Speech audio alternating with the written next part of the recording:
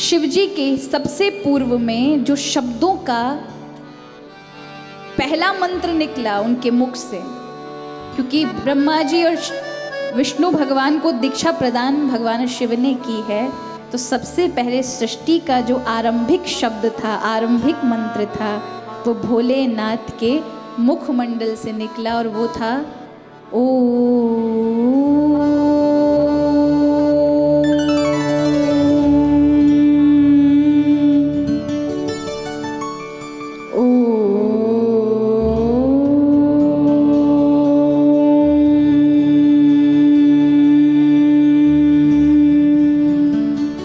जितने भी शब्द हैं, स्वर हैं, वो सब गले से निकलते हैं, लेकिन ये नाद ब्रह्म है। ओम क्या है? नाद है, और ये नाभि से निकलता है। कहाँ से निकलता है? नाभि से निकलता है, पूरे शरीर को गुंजाते हुए।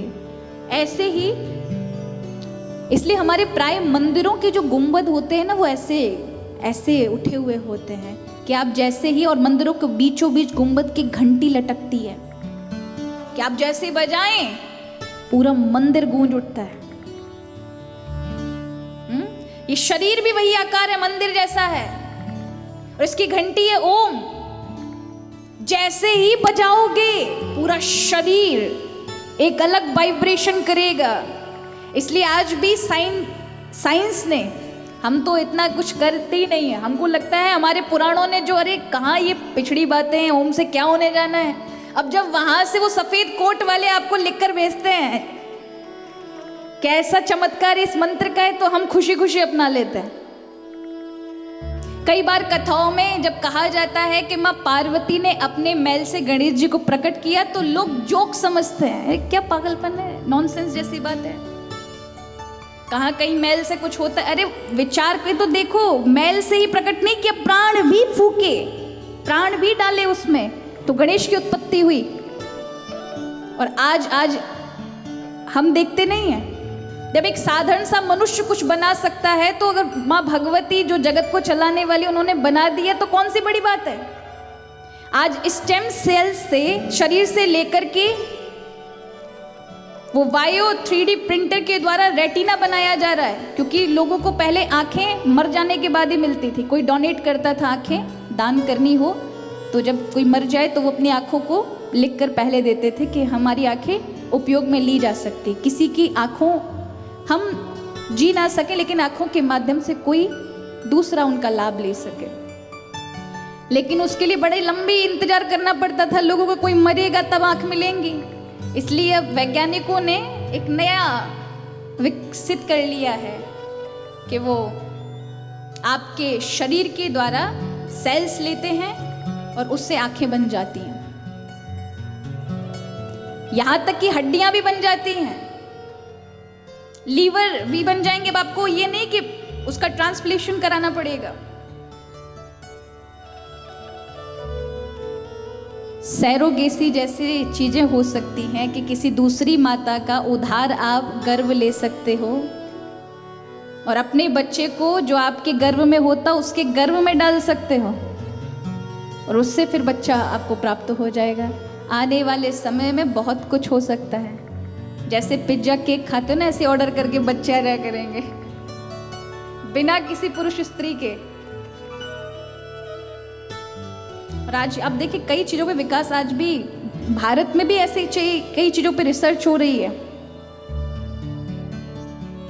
कि सेल्स के द्वारा बहुत सारी चीजें दोबारा से बनाई जा सकती हैं। सिर के बाल उगाए जा सकते हैं, दांत दोबारा से उगाए जा सकते हैं जो टूट गए हैं। बस वो सेल्स वहां से वो उसकी प्रक्रिया करेंगे, डालेंगे, और दोबारा से आपके जो चीज़ नहीं है वो दोबारा से उदय हो जाएगी। तो जब एक साधारण सा सफ़ेद कोट पहनने वाला 7-8 फुट का, 6 फुट का एक मनुष्य ये कर सकता है, तो जगत जननी भगवती क्यों नहीं कर सकती। यहां आपको बड़ा वो लगता है, शंका उत्पन्न होती है, लेकिन वहां आप खुशी खुशी समझ लेते हो कि हाँ ये सही है। ऐसे नहीं करना चाहिए। याद रखिए, इससे भी हमारी जो सनातन परंपरा है, ऋषियों की परंपरा है महाराज, ये सब चीजें जो आज साइंस कर रही है उससे पहले योगियों ने अपने जीवन में की जा चुकी है। ये कब प्रकट होना है, कब अदृश्य होना है, कहां पहुंचना है, कहां नहीं पहुंचना, वो क्षण भर के अंदर ये सब करते थे। आज वो चीजें नहीं है हमारे बीच में। कई बार लोग शंका करते हैं, आज की युवा पीढ़ी कहती है अगर इतना ही भारत महान था तो फिर क्यों पीछे रह गया, क्यों हम महानता की ओर नहीं बढ़े? क्योंकि इस भारतवर्ष पर 2000 वर्ष तक इसने गुलामी झेली है। कितने? 2000 वर्ष की गुलामी झेली है इस भारतवर्ष ने। यहां पर फ्रेंच आए, पोर्चुगीज आए, डच आए, फारसी आए, अफगानी आए, कितने कुछ आए, मंगोली आए, तुर्क आए, हुण आए।